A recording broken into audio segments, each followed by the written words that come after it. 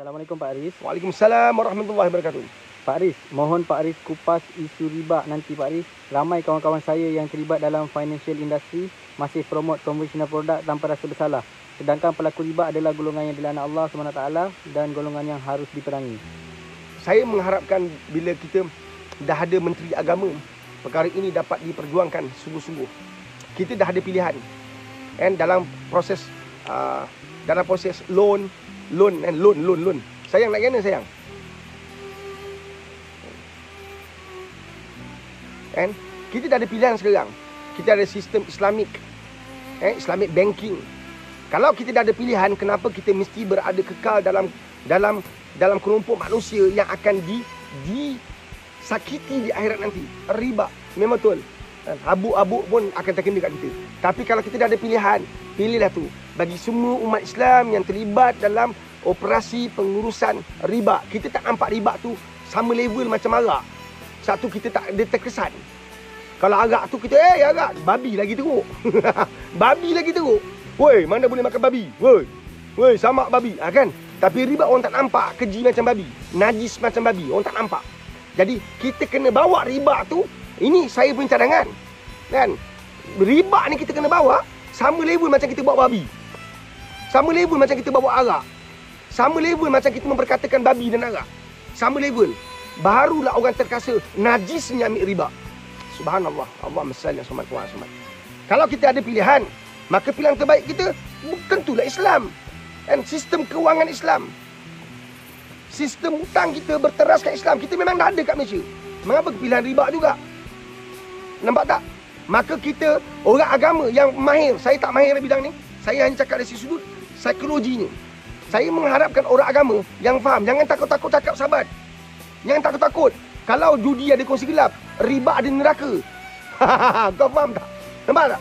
Judi ada kongsi gelap. Tak boleh cakap banyak. Pak Aris, ada kongsi gelap. Nanti toki-toki tu hantar geng mantan kau. Oh, saya dapat macam tu kan?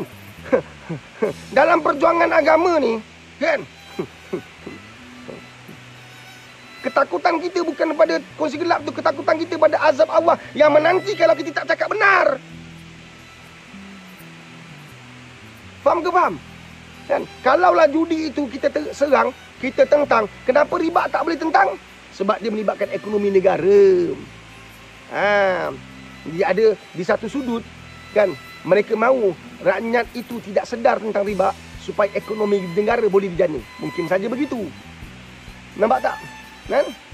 Kalaulah ekonomi Islam tu hebat, kalaulah kita tak percaya ekonomi Islam tu hebat, kamu tahu tak semua bank ada perbankan Islam dia.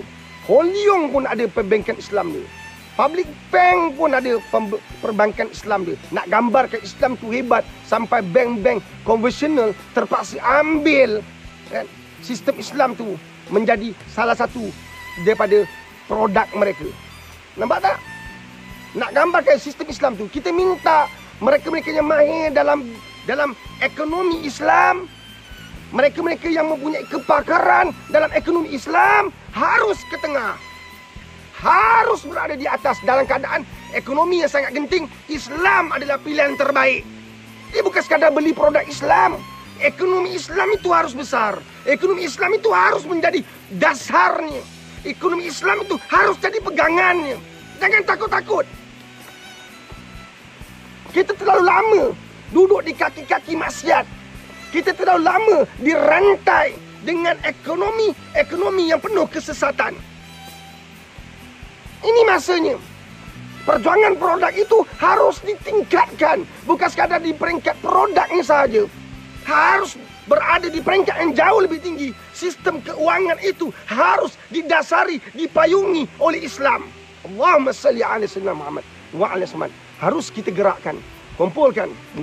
Mungkin Menteri Agama kumpulkan pakar-pakar ekonomi Islam, duduk buat analisis, buat perbincangan, buat kajian bagaimana ekonomi Islam harus bertapak lebih kuat.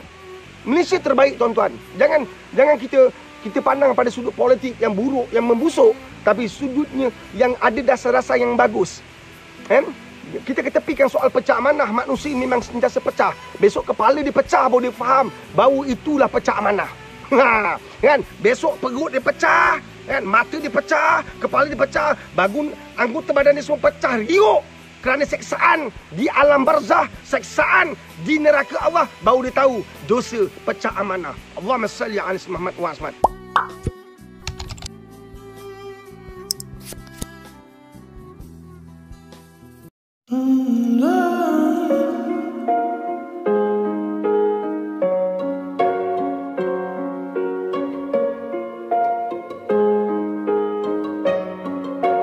La la la la la la la.